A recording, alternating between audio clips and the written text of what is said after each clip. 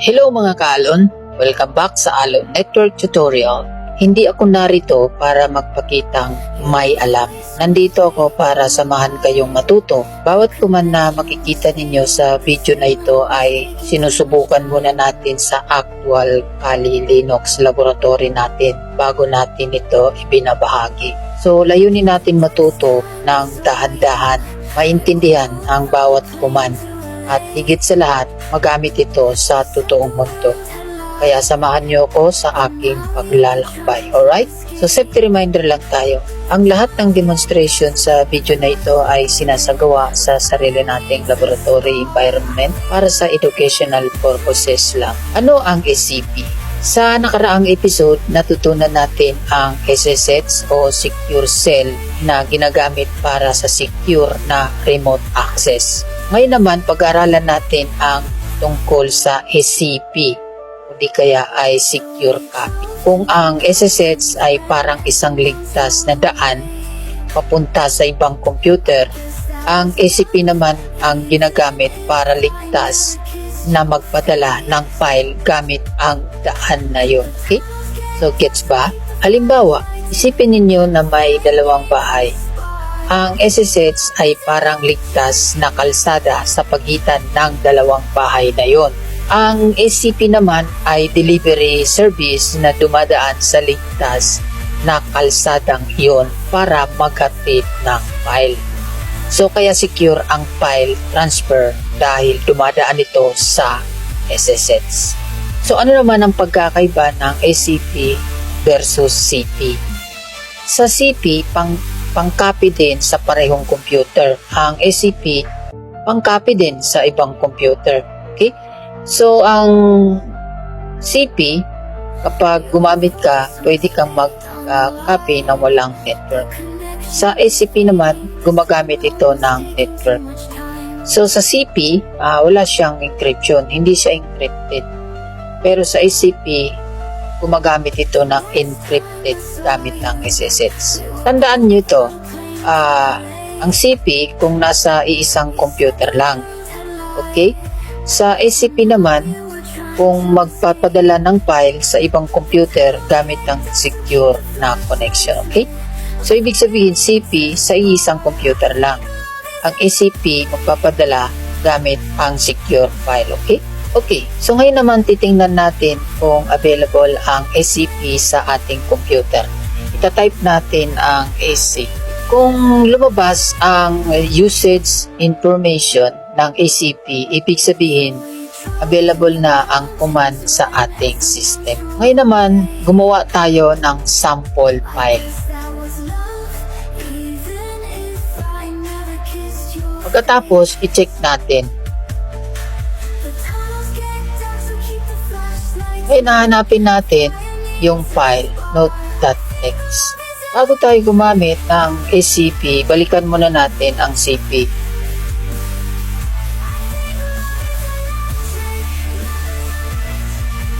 Mapapansin nyo na pareho ng file. Ngayon naman, secure copy gamit ang SCP. Ganito naman ang command na gagawin natin.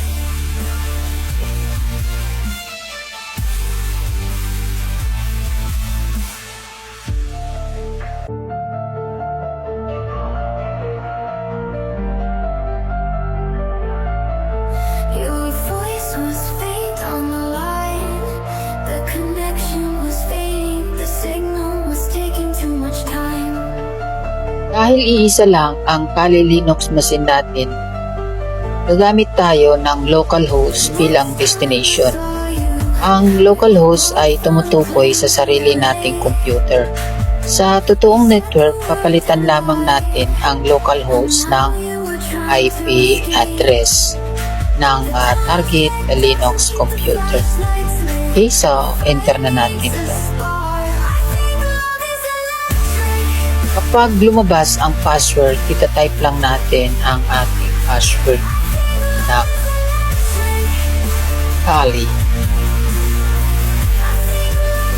Okay, so makikita natin yung notes.txt. Okay? Alright. So, nakita na natin, na-backup na natin yung ating ginawa. I guess that was love. Pagkatapos, i-verify naman natin. Ang command naman ay ls space home, then space kapakal red. Okay, so titingnan natin. Kapag nakita natin ang nodes, ito, yan na yung ginawa natin. Okay, so ibig sabihin, matagumpay natin na file o secure file transfer ang ating. Okay, next tayo. Ano naman tayo mag-copy ng folder? So, gagawa muna tayo ng folder.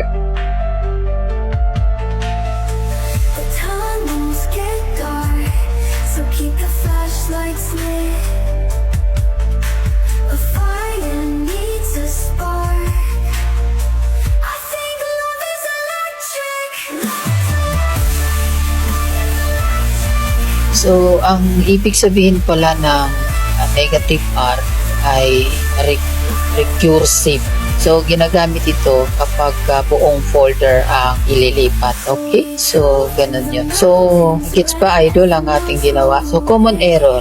Una, kapag gumawa ka ng yung ginawa natin, permission denied, ibig sabihin, karaniwan ng mga sanhi niyan o ano niyan, dahilan niyan ay username o di kaya password. So, halimbawa pala dito, Linux, dito ang command dyan, depende sa'yo kung ano ang nakalagay sa username mo. Okay? So, palitan mo tong username na to. Pero ito at saka yung localhost, may pagkakano to. Kasi kung gaya ng ginawa ko, ang papalitan mo lang dito yung username mismo ng machine mo. Okay? So, ganito. Tapos, pagka mag-transfer ka na, ang ilalagay mo dito sa localhost ay yung IP address na target yung pupuntahan ng transferin mo. Okay? So, ganun yun. IP address dito. Pero dahil iisa lang ang ating Linux machine, username, localhost, and home, then username. Okay? So, ganyan lang ang pagkakasunod-sunod dyan. Okay? So, pangalawa naman, pagka may lumabas naman na no such file, so, ibig sabihin naman nun ay mali ang file name o hindi umiiral ang file. So, next, pagka connection refuse naman, ang ibig sabihin naman nun ay hindi naka-start ang SSH service. Okay? So, kailangan mo munang i-start yun. Okay? So, next, connection timeout. So, kapag lumabas naman ang ganong error, ibig sabihin naman nun ay hindi umaabot o hindi maabot ang target machine sa network. So, hindi niya naaabot yung target. Okay? Alright, so bago tayo gumamit ng SCP, siguraduhin mo muna gumagana ang SSH. Okay, so maaari nyo itong gamitin na command. Okay, right. So kagaya nung ginawa natin na command, yung sudo systemctl status SSH. So titingnan natin sudo system ctl status, then hihingi ng password, then titingnan natin. Tapos yun sa akin na running. Okay, right. So, nakarunning na yun namin. Okay, so, ganun. So, titingnan mo muna kung running siya. Pagka-active running status, handa na yung SCP. Okay? Alright. So, best practices, una, gumamit tayo ng SCP kaysa FTP kapag sensitibo ang file. So, pangalawa ay huwag gumamit ng may hinang password.